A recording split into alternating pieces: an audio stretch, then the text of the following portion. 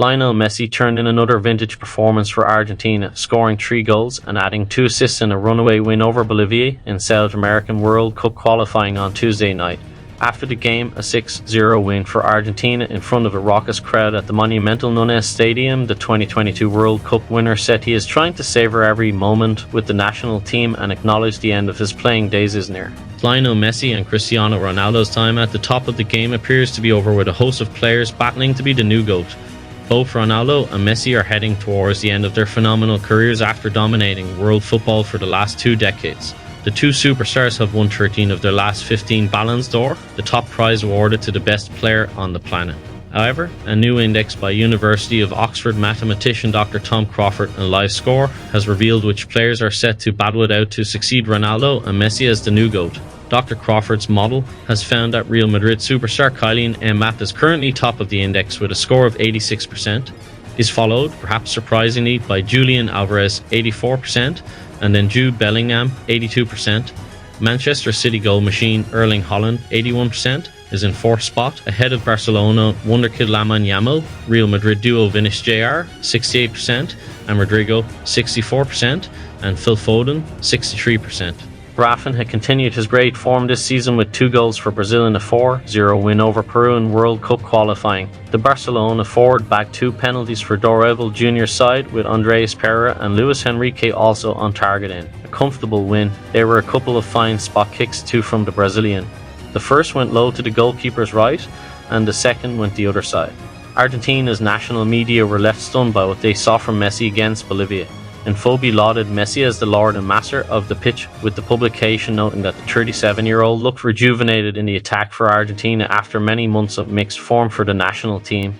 Clarin were also stunned by Messi's performance, with the soccer superstar playing like he had pent-up energy in Argentina's demolition job against Bolivia, a telling sign that the MLS playoffs could be about to see the best version of the Inter Miami captain. Finally, Bolovip noted how last night's performance was the best version of Messi, with all of Argentina's plays running past the 8-time Ballon d'Or winner, who was at his attacking and creative best at the Monumental. Mbappe addressed the story on Monday, calling it fake news on Twitter, and his lawyer Marie-Alex Conner-Bernard has already declared that she will be suing for defamation. That was on Tuesday, and on Wednesday she appeared on BFM TV to address the issue again. When such a serious complaint is made, and the media echoes in real time when it involves such a famous figure throughout the world, questions arise. Has he been set up? I am not drawing conclusions, I don't know. I'm just wondering about the timing and the way it was done. Conor Bernard declared, as quoted by MD, someone knew he was going to Stockholm and that's why he was photographed by a paparazzi, and a tabloid, Aftonbladet, quickly published the images. As if by chance, the same newspaper published a report in which it was stated that a complaint had been filed. Their view is that Mbappe was not named by the police and thus it could not have come from them. Barcelona are already planning for the future as they search for a quality replacement for Robert Lewandowski, and recent reports from England via AS suggest that while the club's top priority remains Erling Haaland, they are also considering 2 alternatives. The 2 potential targets for Barcelona in this scenario are Alexander Isak and Darwin Núñez. Both players have previous experience in Spanish football, which could work in the club's favour. However, signing either of these forwards would require significant financial investment from Barcelona. German Thomas Tuchel was named head coach of the England national team on Wednesday, the 3rd non-Englishman to hold one of the most prestigious and demanding roles in soccer. The Football Association confirmed that the 51-year-old former Chelsea manager would take charge from January alongside his English assistant Anthony Barry. We are thrilled to have hired Thomas Tuchel, one of the best coaches in the world, and Anthony Barry, who is one of the best English coaches, to support him, FA Chief Executive Mark Bullingham said in a statement. Real Madrid will be aiming to make it back-to-back wins in La Liga when they head to Celta Vigo on Saturday night.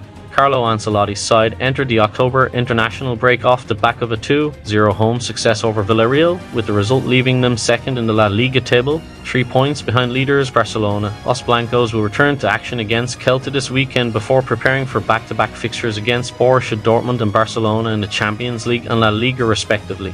Spain sealed their place in the Nations League quarter-finals after a comfortable 3-0 win against 10-man Serbia in Cordoba. The defending champions sit 3 points clear at the top of Group A4 and reach the knockout stages with 2 games still to play in Denmark and at home against Switzerland next month.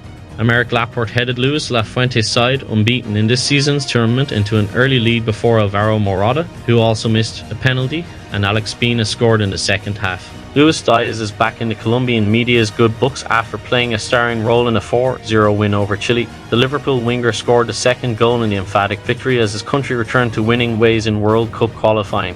Colombia went into the game off the back of a surprise defeat by Bolivia over the weekend, and the win over Chile means the Copa America finalist has lost just once in 10 World Cup qualifiers.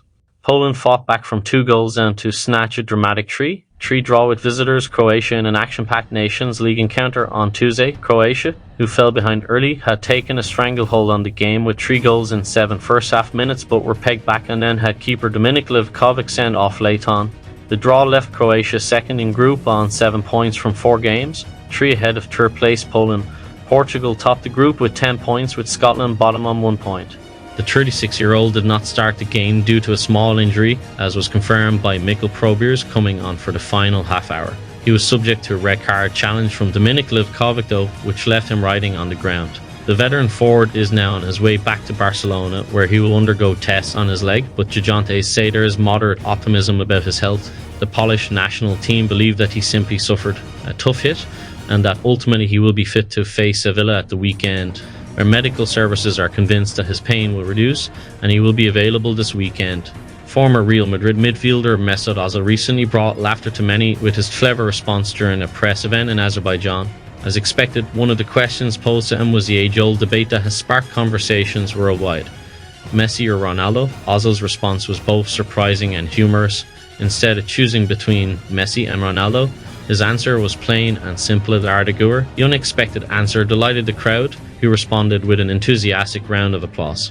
Bundesliga heavyweights Bayern Munich have on Tuesday been afforded some altogether positive news on the personnel front.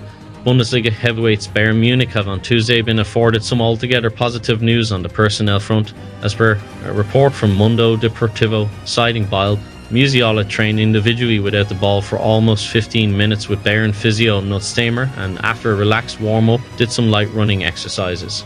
The Brazil boss explained his decision at a press conference, saying Endrick is still trying to get to know his club, his moment arriving at the biggest club in world football, having a lot of competition, but still being able to make his point. It's a matter of finding that moment for him and the team. I think that for this moment, Igor's own experience and moment is a little different.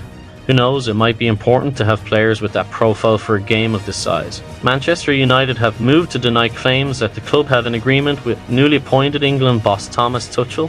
The German was appointed as Gareth Southgate's successor on Wednesday, becoming the third non-British head coach of the national side. It ends speculation that Tuchel will replace Erik ten Hag at Old Trafford, having been heavily linked with a move to the club. Tuchel was interviewed by United last summer and was a leading contender to replace the Dutchman.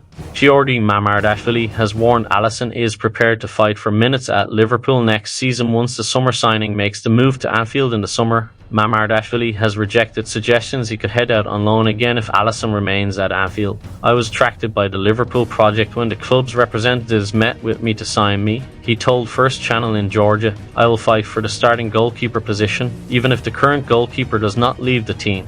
Barcelona head coach Hansi Flick has made clear to the powers that be at the club that he would under no circumstances be open to parting with star winger Raphinha. That's according to Diario Sport, who have on Friday provided an insight into the situation.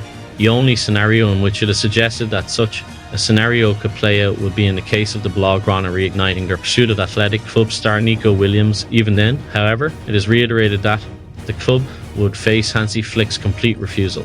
Emak is on the cusp of returning from a 5-month hiatus due to an ankle injury. The 21-year-old Senegalese defender suffered the injury in May and had to undergo surgery, which cast him out of action for an extended period. As per the report, Emak is very close to making a comeback, with his recovery progressing very well.